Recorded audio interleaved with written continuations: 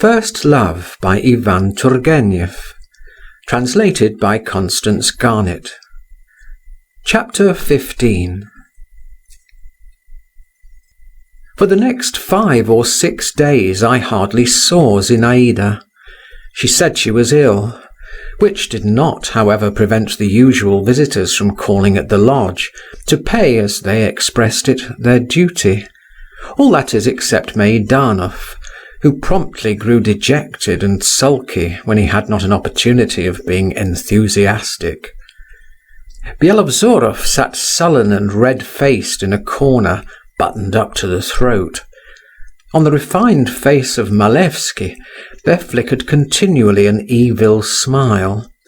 He had really fallen into disfavour with Zinaida, and waited with special assiduity on the old princess, and even went with her in a hired coach to call on the Governor-General.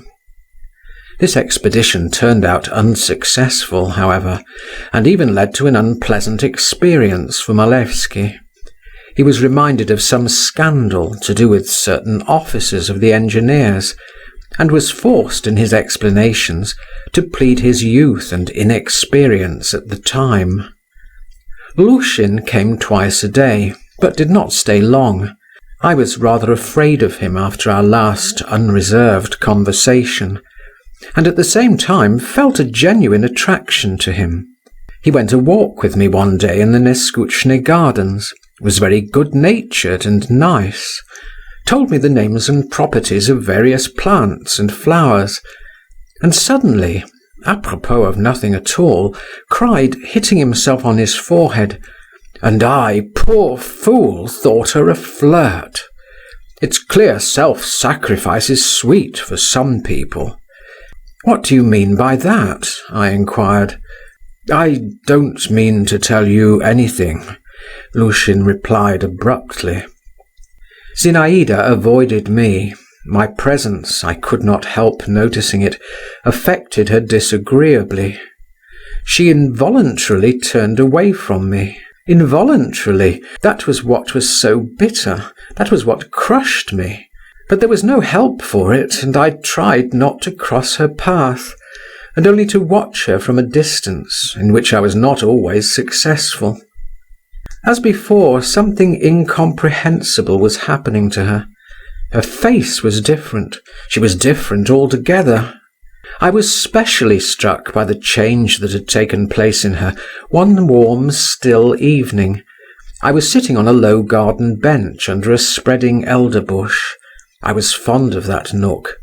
I could see from there the window of Zinaida's room. I sat there. Over my head a little bird was busily hopping about in the darkness of the leaves. A grey cat, stretching herself at full length, crept warily about the garden, and the first beetles were heavily droning in the air, which was still clear, though it was not light. I sat and gazed at the window, and waited to see if it would open. It did open, and Zinaida appeared at it. She had on a white dress, and she herself, her face, shoulders and arms, were pale to whiteness.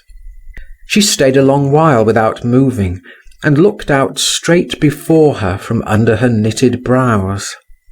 I had never known such a look on her.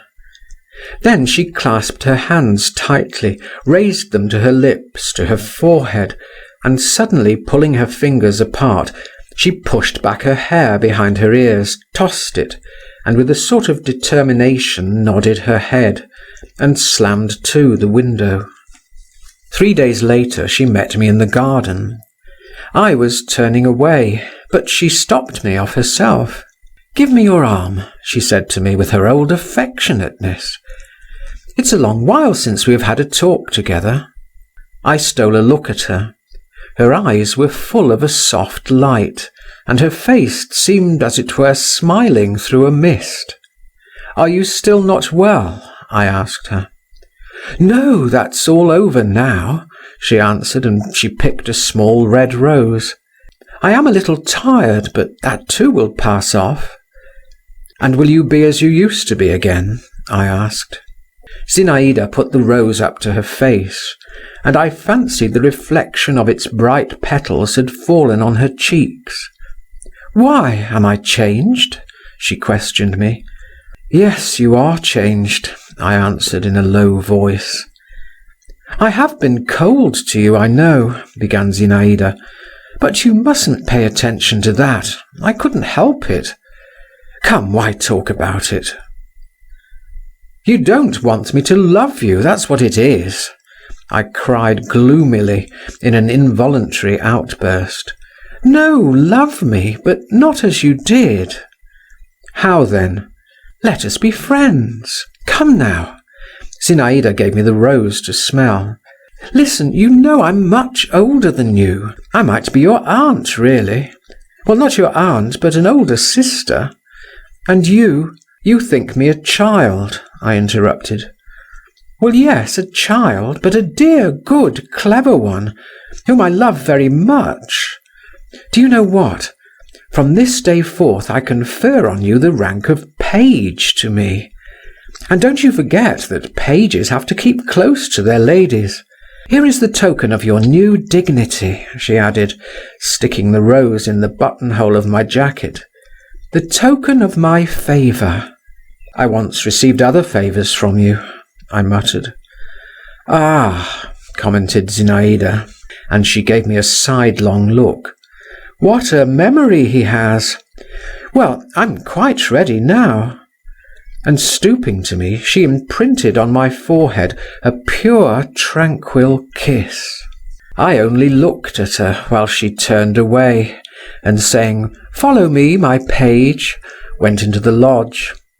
I followed her, all in amazement. Can this gentle, reasonable girl, I thought, be the Zinaida I used to know? I fancied her very walk was quieter, her whole figure statelier and more graceful. And mercy, with what fresh force love burned within me. Chapter 16. After dinner the usual party assembled again at the lodge, and the young princess came out to them. All were there in full force, just as on that first evening which I never forgot.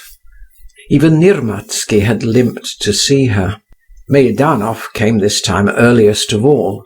He brought some new verses. The games of forfeits began again, but without the strange pranks, the practical jokes and noise. The gypsy element had vanished.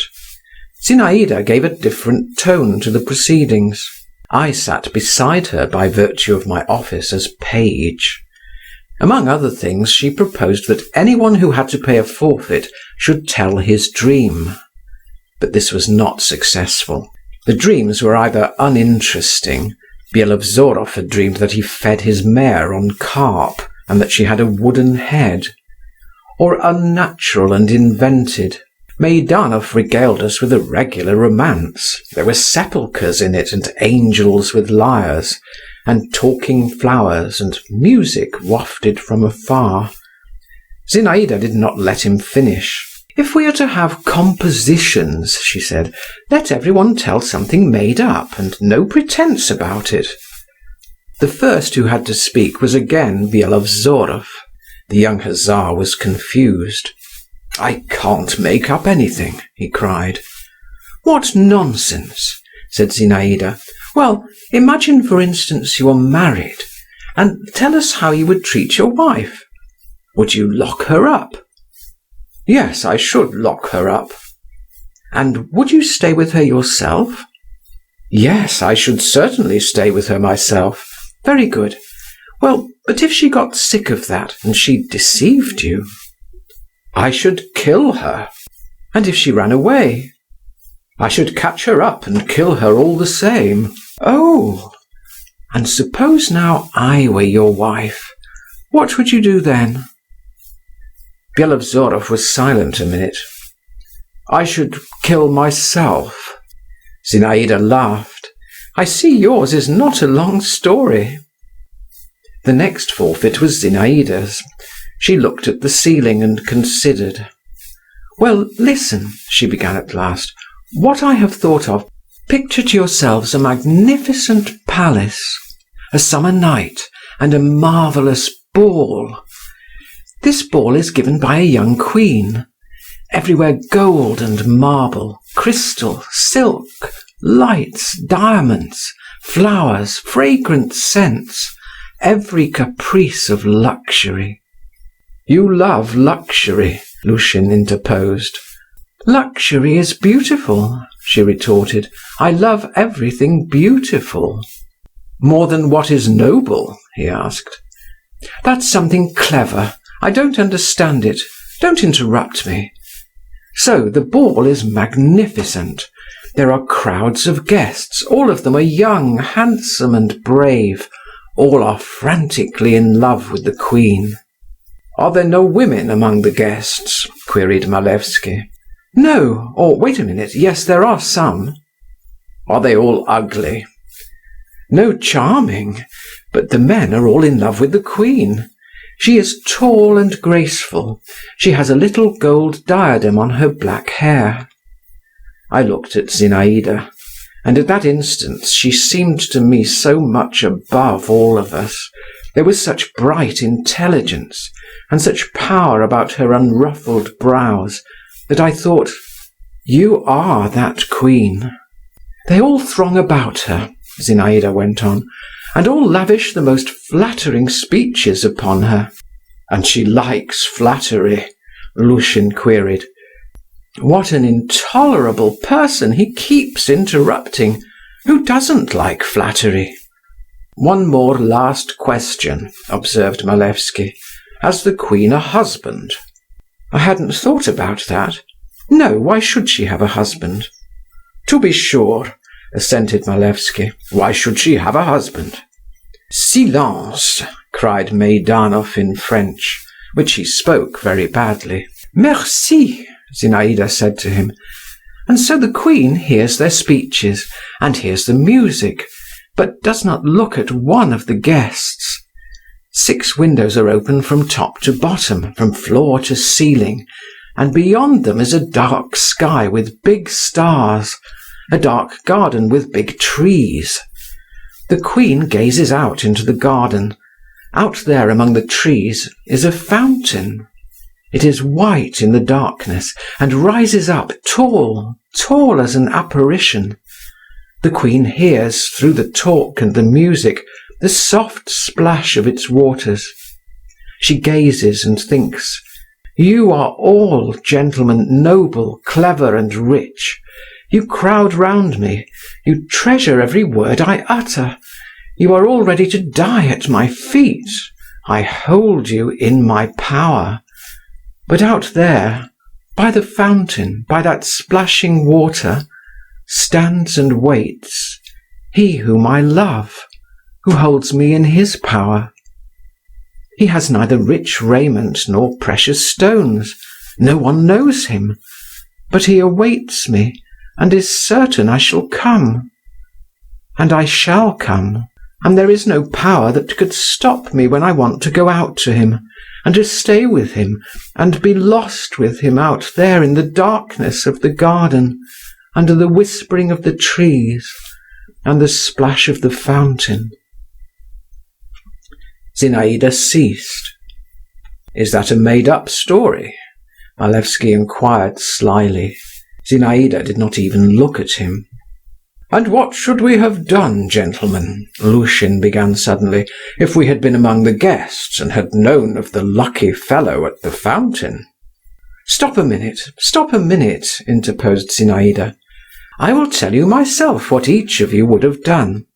You, Byelovzorov, would have challenged him to a duel. You, Meidanov, would have written an epigram on him. No, though you can't write epigrams, you would have made up a long poem on him in the style of Barbier, and would have inserted your production in the Telegraph. You, Nirmatsky, would have you would have lent him money at high interest. You, doctor," she stopped. "There, I really don't know what you would have done."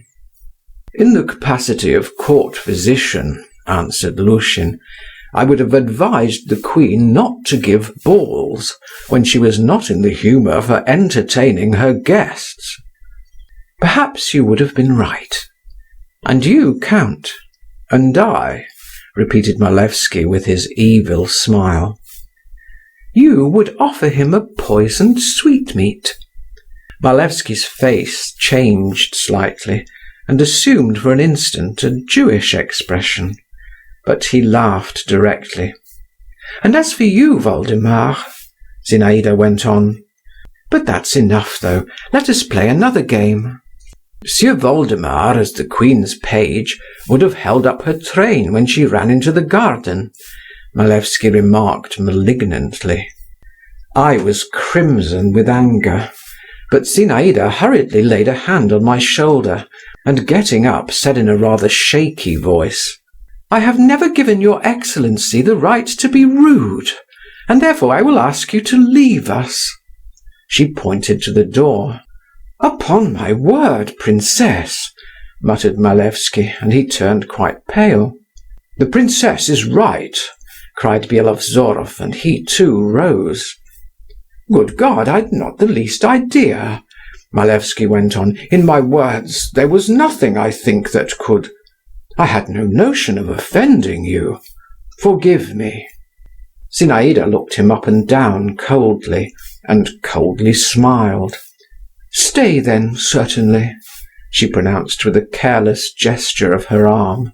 "Monsieur Voldemar and I were needlessly incensed. It is your pleasure to sting. May it do you good." "Forgive me," Malevsky repeated once more, while I, my thoughts dwelling on Zinaida's gesture, said to myself again that no real queen could with greater dignity have shown a presumptuous subject to the door. The game of forfeits went on for a short time after this little scene. Everyone felt rather ill at ease, as from another, not quite definite, but oppressive feeling. No one spoke of it, but everyone was conscious of it in himself and in his neighbour. Meidanov read us his verses. "He wants to show how good he is now," Lushin whispered to me. We soon broke up. A mood of reverie seemed to have come upon Zinaida. The old princess sent word that she had a headache. Nirmatsky began to complain of his rheumatism. I could not for a long while get to sleep. I had been impressed by Zinaida's story. Can there have been a hint in it? I asked myself. And at whom and at what was she hinting? And if there really is anything to hint at, how is one to make up one's mind? No, it can't be, I whispered, turning over from one hot cheek onto the other.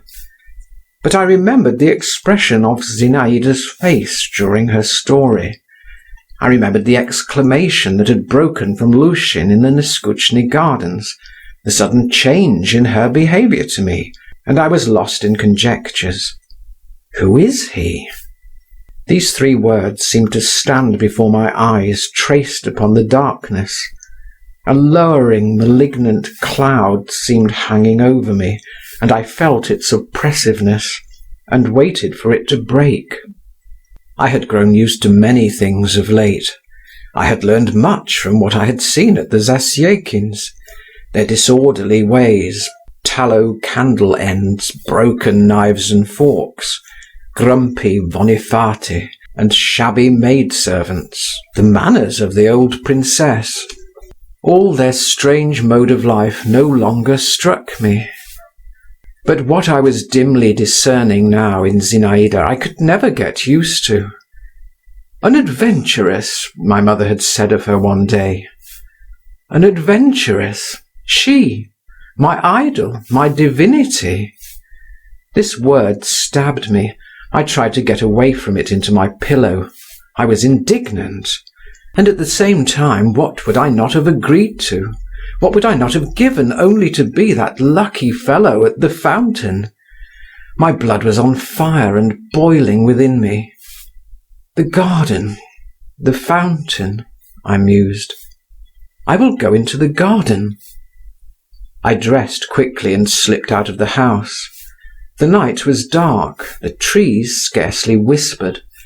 A soft, chill air breathed down from the sky. A smell of fennel trailed across from the kitchen garden. I went through all the walks. The light sound of my own footsteps at once confused and emboldened me. I stood still, waited, and heard my heart beating fast and loudly. At last I went up to the fence and leaned against the thin bar. Suddenly, or was it my fancy, a woman's figure flashed by a few paces from me. I strained my eyes eagerly into the darkness. I held my breath. What was that? Did I hear steps, or was it my heart beating again? "Who is here?" I faltered, hardly audibly. What was that again? A smothered laugh, or a rustling in the leaves, or a sigh just at my ear? I felt afraid. "Who is here?" I repeated still more softly. The air blew in a gust for an instant. A streak of fire flashed across the sky. It was a star falling. "Zinaida!" I wanted to call, but the word died away on my lips. And all at once everything became profoundly still around, as is often the case in the middle of the night. Even the grasshoppers ceased their chirr in the trees. Only a window rattled somewhere. I stood and stood, and then went back to my room, to my chilled bed. I felt a strange sensation, as though I had gone to a tryst and had been left lonely, and had passed close by another's happiness. Chapter 17. The following day I only had a passing glimpse of Zinaida. She was driving somewhere with the old princess in a cab. But I saw Lushin, who, however, barely vouchsafed me a greeting, and Malevsky. The young count grinned and began affably talking to me. Of all those who visited at the lodge, he alone had succeeded in forcing his way into our house, and had favourably impressed my mother. My father did not take to him, and treated him with a civility almost insulting. "Ah, Monsieur le Page," began Malevsky, "delighted to meet you. What is your lovely queen doing?" His fresh, handsome face was so detestable to me at that moment, and he looked at me with such contemptuous amusement, that I did not answer him at all. "Are you still angry?" he went on. "You've no reason to be. It wasn't I who called you a page, you know, and pages attend queens especially. But allow me to remark that you perform your duties very badly." "How so?" "Pages ought to be inseparable from their mistresses. Pages ought to know everything they do. They ought, indeed, to watch over them," he added, lowering his voice, "day and night." "What do you mean?" "What do I mean? I express myself pretty clearly, I fancy. Day and night. By day it's not so much matter. It's light, people are about in the daytime. But by night, then look out for misfortune. I advise you not to sleep at night and to watch. Watch with all your energies. You remember, in the garden, by night, at the fountain. That's where there's need to look out. You will thank me." Malevsky laughed and turned his back on me. He most likely attached no great importance to what he had said to me, but he had a reputation for mystifying, and was noted for his power of taking people in at masquerades, which was greatly augmented by the almost unconscious falsity in which his whole nature was steeped. He only wanted to tease me, but every word he uttered was a poison that ran through my veins. The blood rushed to my head. "Ah, so that's it," I said to myself. "Good. So there was reason for me to feel drawn into the garden. That shan't be so. I cried aloud and struck myself on the chest with my fist, though precisely what should not be so I could not have said. Whether Malevsky himself goes into the garden, I thought. He was bragging, perhaps, he has insolence enough for that, or someone else. The fence of our garden was very low, and there was no difficulty in getting over it. Anyway, if anyone falls into my hands, it will be the worse for him. I don't advise anyone to meet me. I will prove to all the world, and to her, the traitress, I actually used the word traitress, that I can be revenged. I returned to my own room, took out of the writing table an English knife I had recently bought, felt its sharp edge, and knitting my brows with an air of cold and concentrated determination, thrust it into my pocket, as though doing such deeds was nothing out of the way for me. And not the first time. My heart heaved angrily, and felt heavy as a stone. All day long I kept a scowling brow and lips tightly compressed, and was continually walking up and down, clutching with my hand in my pocket the knife, which was warm from my grasp, while I prepared myself beforehand for something terrible. These new, unknown sensations so occupied and even delighted me that I hardly thought of Zinaida herself. I was continually haunted by Aleko, the young gypsy. "Where art thou going, young handsome man? Lie there." And then, "Thou art all besprent with blood. Oh, what hast thou done?" "Naught." With a cruel smile I repeated that, "Naught." My father was not at home, but my mother, who had for some time been in an almost continual state of dumb exasperation, noticed my gloomy and heroic aspect, and said to me at supper, "Why are you sulking like a mouse in a meal tub?" I merely smiled condescendingly in reply, and thought, if only they knew. It struck 11. I went to my room, but did not undress. I waited for midnight. At last it struck. "The time has come," I muttered between my teeth, and buttoning myself up to the throat, and even pulling my sleeves up, I went into the garden. I had already fixed on the spot from which to keep watch. At the end of the garden, at the point where the fence separating our domain from the Zasyekins joined the common wall, grew a pine tree standing alone. Standing under its low, thick branches, I could see well, as far as the darkness of the night permitted, what took place around. Close by ran a winding path which had always seemed mysterious to me. It coiled like a snake under the fence, which at that point bore traces of having been climbed over, and led to a round arbour formed of thick acacias. I made my way to the pine tree, leaned my back against its trunk, and began my watch. The night was as still as the night before, but there were fewer clouds in the sky, and the outlines of bushes, even of tall flowers, could be more distinctly seen. The first moments of expectation were oppressive, almost terrible. I had made up my mind to everything. I only debated how to act. Whether to thunder, "Where goest thou? Stand, show thyself, or death," or simply to strike. Every sound, every whisper and rustle seemed to me portentous and extraordinary. I prepared myself. I bent forward. But half an hour passed, an hour passed. My blood had grown quieter, colder.